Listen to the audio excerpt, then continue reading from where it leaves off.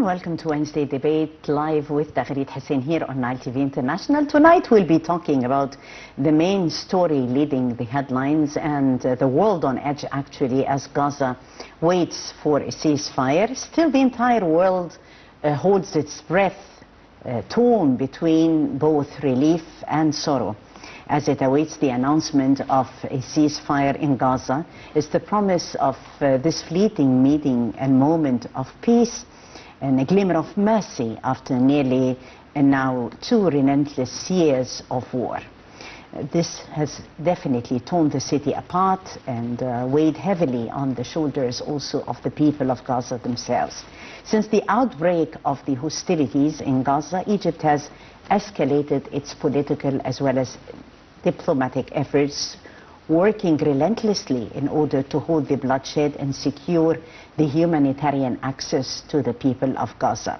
Cairo had repeatedly urged the international partners, notably the United States and Qatar, to take the meaningful steps forward towards ending this humanitarian catastrophe. So we'll be talking about Gaza scenarios and also the leading role undertaken by Egypt on the diplomatic front in order to coordinate concerning this important file.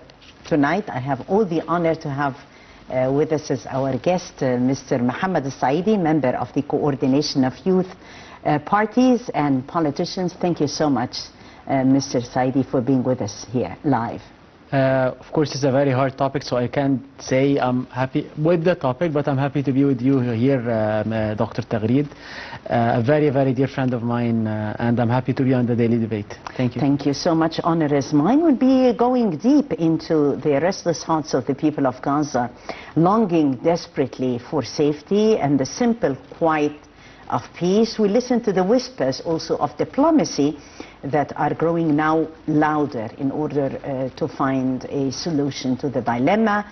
And we've been also seeing much actually regarding this file, lots of suffering for the Palestinian people. Egypt definitely is putting the Palestinian question in the forefront. But before delving into the main topic, let's have a look at the main top stories of the day. Egypt's Ministry of Foreign Affairs has issued a strong condemnation of Israel's repeated military strikes on Lebanese and Syrian territory, describing these actions as blatant violations of sovereign rights.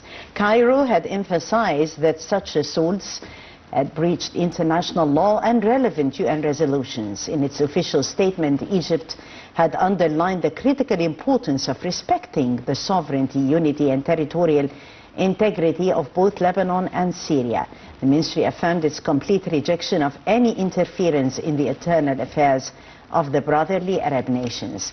Egypt further warned that these recurrent Israeli incursions deepen regional tensions and act as a destabilizing force during an already volatile period.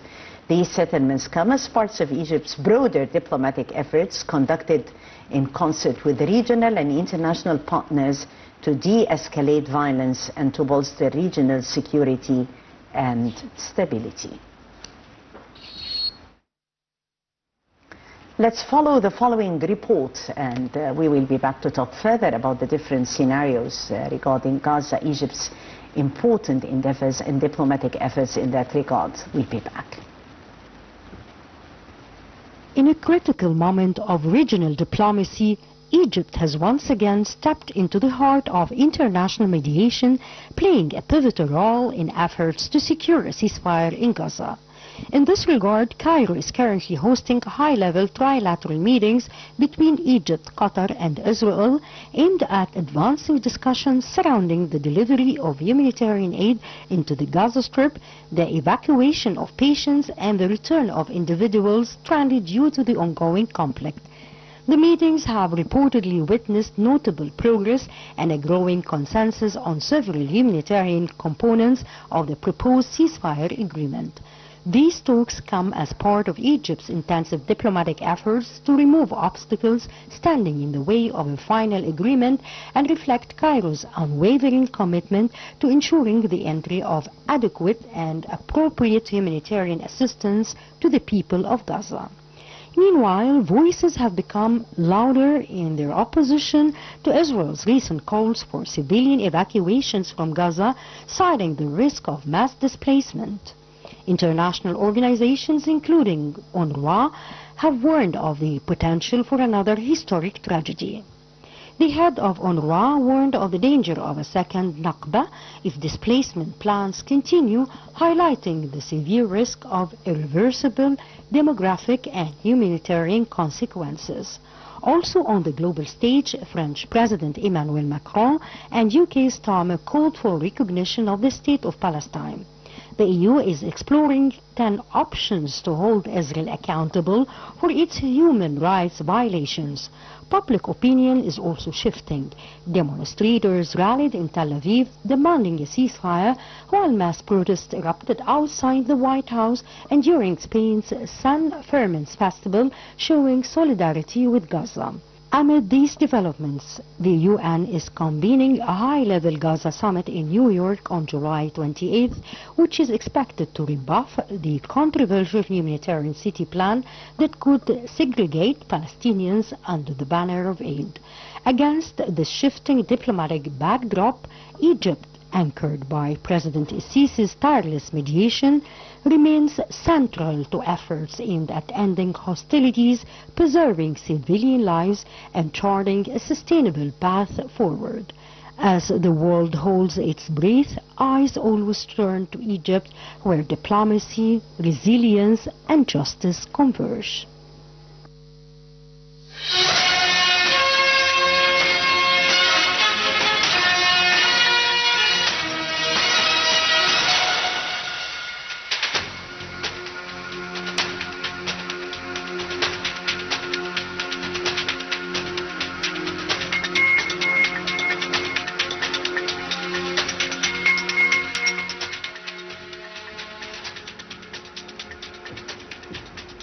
Mr. Saidy, if we're talking about Cairo's efforts on the diplomatic front, there has been actually shuttle diplomacy, and Cairo is hosting consultations and negotiations with more than one party regarding reaching an endurable ceasefire, securing a ceasefire. How do you see the tripartite talks so far? First of all, I would like to say that Cairo has always spearheaded any peace talk or any just movement towards the cause. Of course, we all now understand by now that Israel has no real intention of peace. It's just a prolonging process after process, talk after talk, initiative after initiative, ceasefire after another. But for now, it's very important that Egypt and the allies on that front and that all the international community to demand that the humanitarian aid must be delivered sufficiently to Rafah, and not under Israeli, not like requesting an Israeli permission or under Israeli management or distribution. Yes, there has been lots of efforts underway, ongoing mediation efforts definitely on behalf of Egypt in coordination with the United States and Qatar in order to alleviate the sense of suffering on the Palestinian people. Egypt's unwavering commitment has been there to overcoming any sort of obstacles that are hindering the ceasefire. How do you see those efforts and assessing those efforts? Definitely the Palestinian question is always in the heart of Egyptian diplomacy. The Palestinian cause is actually an Egyptian cause as well. That war started on all of us together. We lost countless lives and we lost land, and we got those lands back. We signed a peace treaty after a military victory and after a diplomatic victory. So the cause belongs to Egypt as well, and the Egyptian government. And the Egyptian government, and even before the Egyptian government, the Egyptian people has always been in solidarity with the Palestinian people. And we've always said it again and again, Gaza must live, Gaza must be free, and free Palestine. Yes.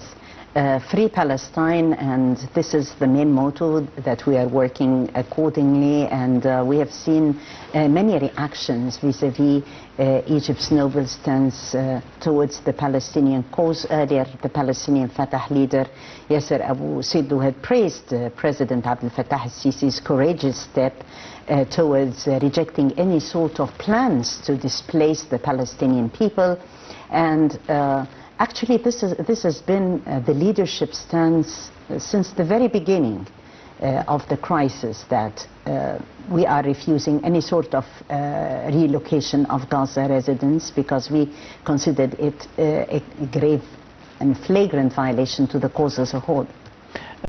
And add to that, the very, very sad attempt of the concentration camp the Israeli government is trying to build in Rafah now, what they call the humanitarian camp, which is actually a concentration camp, which takes us back to days where that happened to their people, and they're doing the same atrocities to other people and another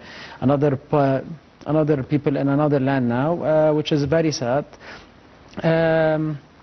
The Egyptian stance on the Palestinian cause has always been that of action. It was never of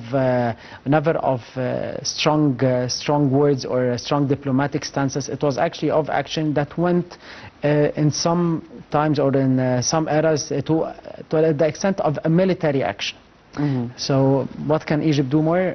Egypt is doing everything it can. Yes, Egypt is doing everything it can, and Israel's plan, as Mr. Saidy had wisely said, to build what Tel Aviv calls a humanitarian city for the Palestinians in southern Gaza, has actually sparked global condemnation, with the UN and the rights groups calling it forced transfer.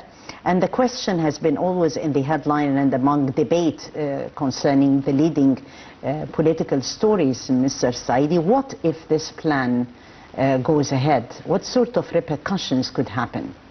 This plan is actually of ethnic cleansing and genocide. It's a continuing plan of ethnic cleansing and genocide. The UN condemns it. The human rights groups condemns it. Even the Israeli opposition on the inside of Tel Aviv condemn it. Their generals are resigning. They're saying this can lead to catastrophes we cannot handle as Egypt. It's a very hard situation for Egypt as well. It's a very strong declaration that Camp David might be off even.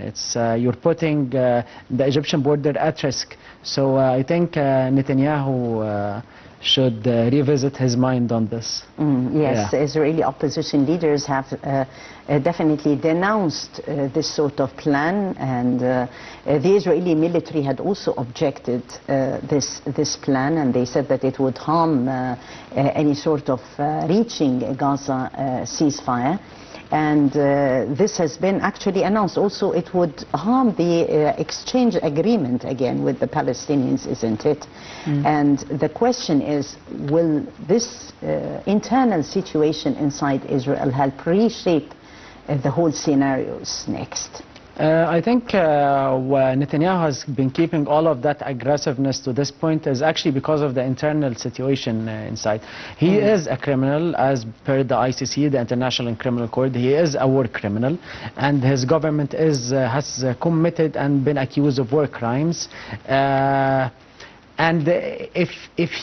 if that stops now, and if what he's doing stops now, him and his government, the extremist right wing, the Zionists and extremist right wing in Israel, he might end up in jail. So he has to, I don't know what's his plan, how long he can prolong that, but whatever his plan is, I know that on the Egyptian side, we will counter it. Definitely, we will. Well, Egyptian diplomacy has always been there. A couple of days ago, His Excellency Foreign Minister Badr Abdelati met with the EU High Representative Kallas, that was on the sidelines of the 5th EU Southern Neighborhood Ministerial meeting that took place in Brussels, discussing the Egyptian efforts in order to secure a Gaza ceasefire. There has been mechanisms that Egypt has definitely discussed with leaders and top diplomats all over the world regarding vis-a-vis securing a ceasefire in Gaza. How about the European stance? The meetings of the Foreign Minister Badr Abdelati were quite significant in that regard. Egyptian diplomacy has been always known for a round after round of, I don't want to call it victories, but of achievements, you know, achievements for the entirety of all the stakeholders in every conflict, not only Egypt. So it has always, the Egyptian diplomacy is one of a big legacy or a great legacy, as always. But the thing is, on this topic exactly, it has, I don't think the problem with the foreign governments now, like in the EU or even the United States, is the blood of Palestinians being shed. It's more of their constituencies, their internal, the internal demonstration of the youth looking, saying or sitting at every corner to free Palestine. So they're trying to appeal to them. This has to stop. It cannot be the motive. The real action must be taken against Israel. It cannot be just kept into talks. Yes, it cannot be kept into talks. What sort of real action, in your opinion, could be taken in the midst of the mounting global pressure and the different scenes of devastation that we're actually witnessing? Gaza has been actually torn limb by limb, and the people there have been unspeakable with burdens and also with unshakable realities before the whole world. How can we change this situation on the ground, on your opinion? Of course, the number one kind of change is of a joint military action, but that's with the U.S. veto at after every word. It's a word then the U.S. vetoes, a word then the U.S. vetoes. So it won't work this way. So what the UN summit can do actually is deliver real consequences to Israel of sanctions, accountability, and condemning the occupation, condemning the genocide, and sent with justice. A choice has to be made. Humanity must stand with the humans in Gaza. This is the real accountability, sanctions. This is how can the UN summit deliver real action to Israel, or deliver real consequences to the Israeli actions. Yes, the Palestinians have actually endured unimaginable suffering, and yet still they stand with dignity and pride for their cause. We'll right now have a small break for the Azan, the night prayers, and we will be back for further discussion on the Daily Debate Live. Stay tuned.